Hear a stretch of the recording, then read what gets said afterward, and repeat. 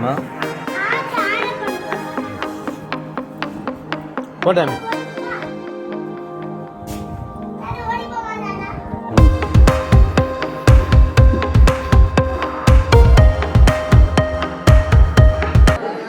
முதல்ல வந்து எங்களை இந்த அளவுக்கு தைரியமானவங்களாவும் தன்னம்பிக்கை உள்ளவங்களாவும் வளர்த்து ஆளாக்குனதுக்கு எங்க அம்மா அப்பா மாதிரி எங்களை வளர்த்ததுக்கு ரொம்ப ரொம்ப நன்றி. நீங்க எல்லாம் ஓரளவு லைஃப்ல செட்டில் ஆயிட்டீங்க. ஒன்னு ரெண்டு பேர் தான் வந்து இன்னும் ஸ்டடிஸ் கண்டினியூ பண்ணிட்டு இருக்கிறீங்க. நிறைய பேர் ஹோம் மேக்கர் ஆயிட்டாங்க. கேர்ள்ஸ் எல்லாமே ஒரு 2-3 பேரா ஆமா குழந்தை குட்டிகளோட ஒரு நல்ல செட்டில் ஆயிட்டாங்க. பாய்ஸ் வந்து இப்போ ஜாபுக்கு போய் செட்டில் ஆயிட்டு இருக்கிறீங்க. ஸோ இப்போ வந்து உங்களுக்கு நீங்க வந்து இப்படி இப்படி இருங்க உங்களுக்கு அப்படின்னு சொல்லக்கூடிய அறிவுரை சொல்லக்கூடிய ஏஜ் கிடையாது இது.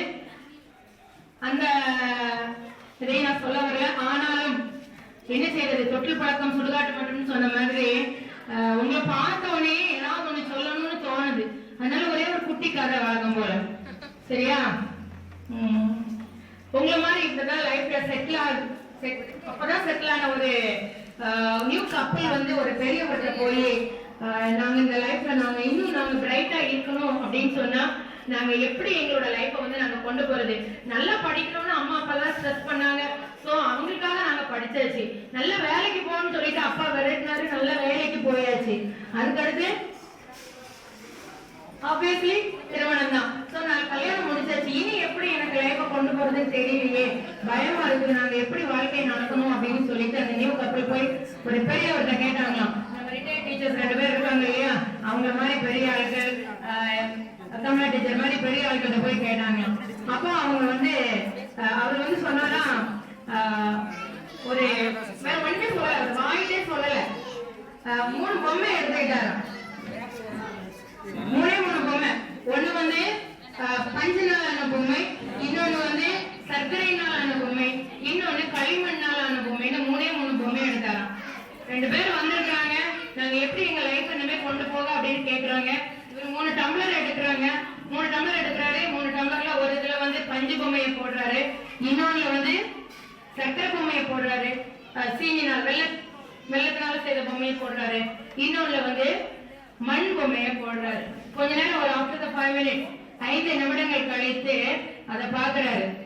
அதை காமிச்சு அவங்ககிட்ட சொல்றாரு, இந்த பஞ்சு பொம்மையை பார்த்தியாப்பா, பஞ்சு பொம்மை என்ன பண்ணுச்சு, இருக்கிற தண்ணி எல்லாம் அது உறிஞ்சு வச்சுக்கிடுச்சு. அந்த மாதிரியான வாழ்க்கை சுத்தி இருக்கிறவங்களை உறிஞ்சி தான் மட்டுமே சுயமா வாழணும் அப்படிங்கிற ஒரு செல்பிஷ் சுயநலமான ஒரு வாழ்க்கை, அது உனக்கு தேவையா? வேண்டாம். அடுத்த வாழ்க்கையை பாரு, களிமண் பொம்மையை போட்டிருக்கிறேன். அந்த பொம்மையில அந்த இது எப்படி இருக்குதுன்னு பாத்தியா, அந்த மண்ணு தானும் கரைஞ்சி நல்ல தூய்மையா இருந்த தண்ணிய கூட அது என்ன ஆச்சு, அசுத்தமாக்கிருச்சு. சோ அந்த மாதிரியான வாழ்க்கை, உன்னுடைய வாழ்க்கையை வந்து தவறான வழிகள்ல போய் நீயே கெட்டழிஞ்சி உன்னை சுற்றி உள்ளவங்களையும் கெடுக்கக்கூடிய அந்த வாழ்க்கை உங்களுக்கு தேவையா? வேண்டாம். இந்த மத்தியில உள்ள டம்ளரை பாத்தியா, அழகான ஒரு சர்க்கரை பொம்மையை போட்டிருக்கிறேன். அந்த பொம்மை சாதாரண ஒரு தண்ணிய அந்த சர்க்கரை என்ன செஞ்சிச்சு, இனிப்பாக்கிருச்சு, தானும் கரைஞ்சி மத்தவங்க அந்த தண்ணியை இனிப்பாக்கிருச்சு.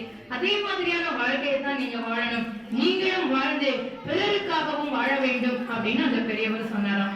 அதுதான் நானும் உங்களுக்கு சொல்றதுக்கு நான் ஆசைப்படுறேன். நீங்க நல்லா செட்டில் ஆயிட்டீங்க. இனி வந்து உங்களுடைய life the true value of education is tolerance னு சொல்வாங்க.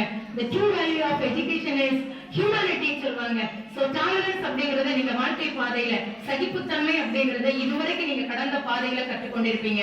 இனிமே வரக்கூடியது humanity, மனிதத்துவம். அதை நீங்க வந்து உங்களுடைய வாழ்க்கையில மறக்காம கடைபிடிக்கணும். அதை கடைபிடிச்சதுனாலதான் நீங்க இன்னைக்கு இங்க வந்திருக்கீங்க அப்படிங்கறத நினைக்கிறேன். அந்த வகையில் நான் ரொம்ப ரொம்ப ரொம்ப பெருமைப்படுறேன்.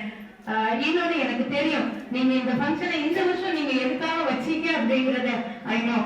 ஒண்ணு உங்களுடைய ஃப்ரெண்ட்ஷிப், இன்னொன்னு சில நேரங்கள்ல தாய் குழந்தைய தேற்றது போக குழந்தைங்க தாயை தேற்றும். அந்த வகையில நீங்க எனக்கு ஆறுதல் படுத்துறதுக்காக இந்த மீட்டிங் வச்சீங்க அப்படிங்கிறது எனக்கு தெரியும். ஏன் அப்படின்னா அன்னைக்கே நீங்க சொன்னீங்க 8 மாதத்துக்கு முன்னே, டீச்சர் உங்களுக்கு நாம இருக்கிறோம் அப்படின்னீங்க. அது வெறும் வார்த்தை இல்ல, அதை ப்ரூவ் பண்றதுக்கு தான் நீங்க இந்த மீட்டிங்கை வச்சீங்க. இந்த மாதிரி நிகழ்ச்சிகள் மூலமாக நான் வந்து நல்ல இன்னும் இந்த ஸ்கூல்ல முன்னேற்றத்துக்கு எனக்கு அதுக்கு உறுதுணையா இருக்கும் அப்படிங்கிறதுக்காக எனக்காக நீங்க இதை வச்சீங்க அப்படிங்கிறது தெரியும். ரொம்ப ரொம்ப ரொம்ப ரொம்ப தேங்க்ஸ், ரொம்ப நன்றி. என்னை கொஞ்சம் மீட்டெடுக்கிறதுக்கு இந்த விழா வந்து உதவிகரமா இருந்திருக்கு. நீங்க எல்லாரும் நீண்ட காலம் நீடுவை நல்ல புகழோடும் நல்ல வளங்களோடும் நல்ல மகன்களை பெற்றெடுத்து நல்ல ஒரு உங்களுடைய பொருளாதார நிலையும் சரி, உங்களுடைய எதிர்காலம் மிக பிரைட்டா இருக்கிறதுக்கு, நல்ல ஒளிமயமாக இருப்பதற்கு என்னுடைய வாழ்த்துக்களை தெரிவித்து மீண்டும் ஒரு முறை இந்த விழாவிற்கு நன்றி கூறி விடைபெறுகிறேன். நன்றி.